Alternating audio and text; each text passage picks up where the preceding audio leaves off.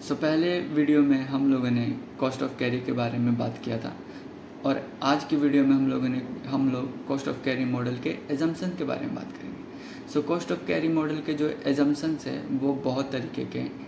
इसका मतलब ये होता है कि कॉस्ट ऑफ कैरी जो है वो किन किन परिस्थितियों में काम करेगी और किन किन परिस्थितियों में काम नहीं करेगी। पहले जो एजम्पशन है वो है कि जो अंडरलाइंग एसेट है वो मार्केट में काफ़ी ज़्यादा अवेलेबल हो जाते हैं। तब क्या हो सकता है? अंडरलाइंग एसेट जब मार्केट में बहुत सारे अवेलेबल हो जाएंगे तब हम लोग बाय और सेल बहुत सारे क्वांटिटी में कर सकते हैं।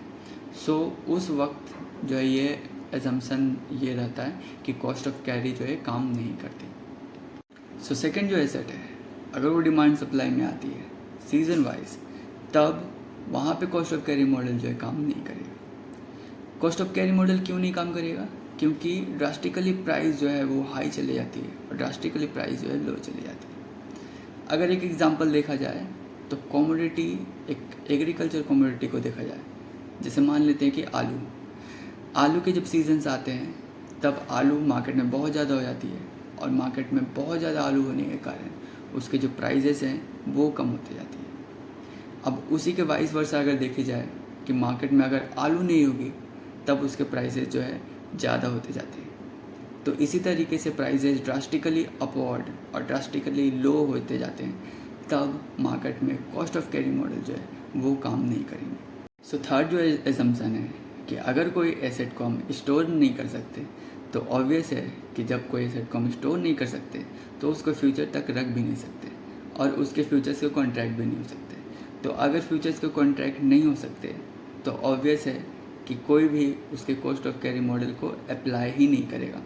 तो जब कॉस्ट ऑफ कैरी मॉडल वहाँ पे अप्लाई ही नहीं होंगे तो यहाँ पे एजम्पशन जो है नहीं हो सकती। नेक्स्ट जो एजम्पशन है कि मान लेते हैं कि कभी कभी कोई हम लोग एसेट को सोल्ड ही नहीं कर सकते क्योंकि उसके सीजन्स आ चुके होते हैं। तो अगर वो सीज़न वाइज कोई भी कमोडिटी या फिर कोई भी एसेट को अगर हम सोल्ड ही नहीं कर सकते तो ऑब्वियस है कि फ्यूचर्स के कॉन्ट्रैक्ट में आ भी नहीं सकते और ये जो मॉडल है इसमें ये काम भी नहीं कर सकते।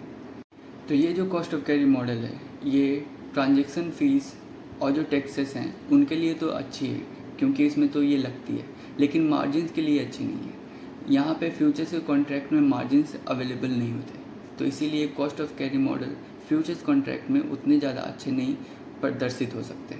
ये ज़्यादा से ज़्यादा फॉरवर्ड कॉन्ट्रैक्ट्स में रिलायबल करते हैं, तो इसीलिए cost of carry model futures में उतने ज़्यादा सूटेबल नहीं होते। तो अगर कोई भी एसेट के अगर फ्यूचर्स के प्राइसिंग के बारे में देखा जाए तो ये जो कॉस्ट ऑफ कैरी मॉडल है इसको एजम्पशंस और जो एसेट है उसके बहुत सारे कैरेक्टरिस्टिक्स को देख के ये प्राइसिंग को डिसाइड किया जाता है। प्राइसेस को डिसाइड करना और जो एडजस्टमेंट है उसको करके ये कॉस्ट ऑफ कैरी मॉडल तो चली जाएगी। इस वीडियो में मैंने जो कॉस्ट ऑफ कैरी मॉडल के एजम्पशंस है उसके बारे में बताया कि कॉस्ट ऑफ कैरी मॉडल किन किन चीज़ों से चल सकती है और किन किन चीज़ों से नहीं चल सकती। बेसिकली ये कोई भी एसेट है उसके फ्यूचर्स के प्राइसिंग को डिसाइड करने के लिए बनाया जाता है। तो और भी चीज़ें जानने के लिए आप इस वीडियो में कमेंट कर सकते हैं और मैं आशा करूँगा कि फ्यूचर में मैं इस चीज़ों से लेके वीडियो और भी बना सकूँ, डीप डाउन जा सकूँ। Keep investing.